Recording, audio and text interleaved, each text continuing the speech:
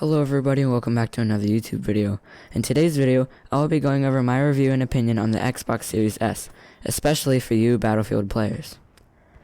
Therefore, this video will be split up into sections. Those sections are my review of the Xbox Series S, the pros and cons of it, and whether or not you should buy the console.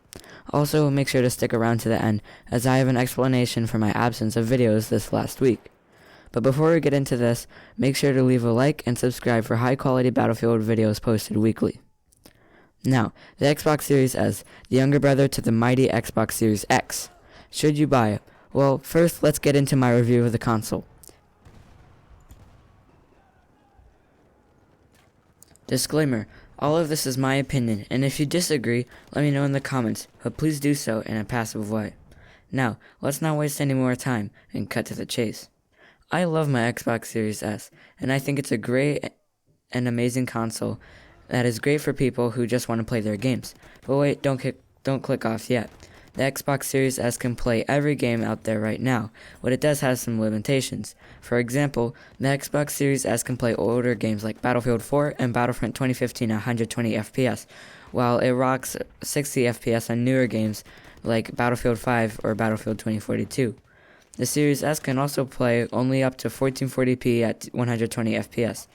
You can still go up to 4K resolution, but you can only play 4K at 60 Hz with that. Now, one great thing about the Series S is that the load times are insane. It's as if the Series S is Usain Bolt when it comes to loading up games. It's crazy fast and you'll be getting into GTA 5 in less than 2 minutes. It can also support the upcoming AAA titles that will be more demanding on your Xbox. If you stick with your Xbox One, then you'll receive some issues with running the new games. The Xbox Series S is as smooth as butter when it comes to running any game. Now, moving on to the pros and cons. Simply put, the main pros include 120 FPS gameplay, faster loading times on every single game, and better performance for newer, more demanding games like Battlefield 2042. I got the Xbox Series S specifically to play Battlefield 2042. Now, some of the cons include not a lot of games support 120 FPS on the Series X.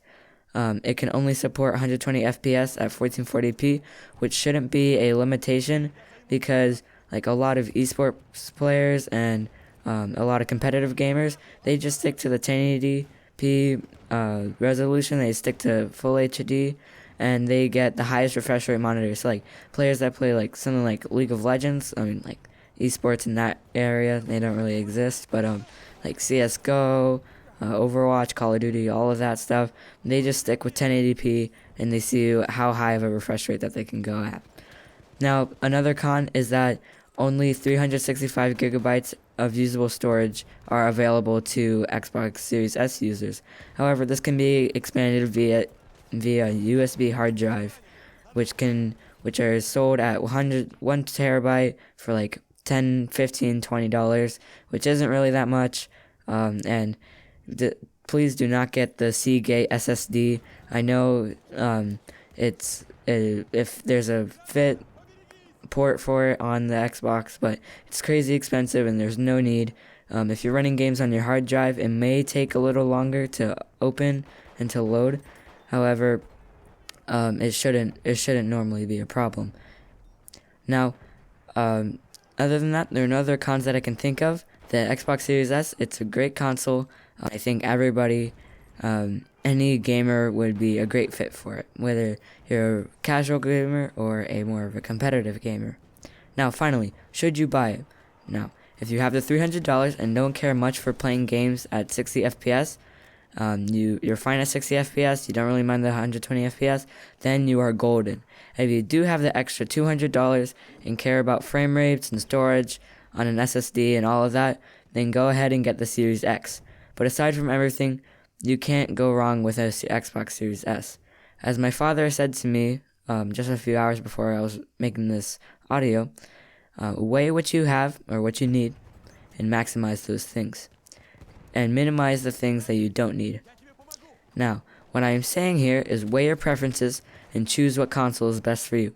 But I will say is Xbox is better than PlayStation. Don't you dare go out to buy a PlayStation 5 or a PlayStation 4, because it's just the wrong fit. Also, PlayStation doesn't offer a $300 console. Alright, hopefully you did like this video.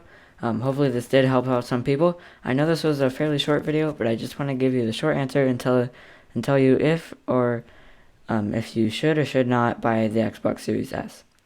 Now, if you enjoyed the video, make sure to like, subscribe, and turn notifications on.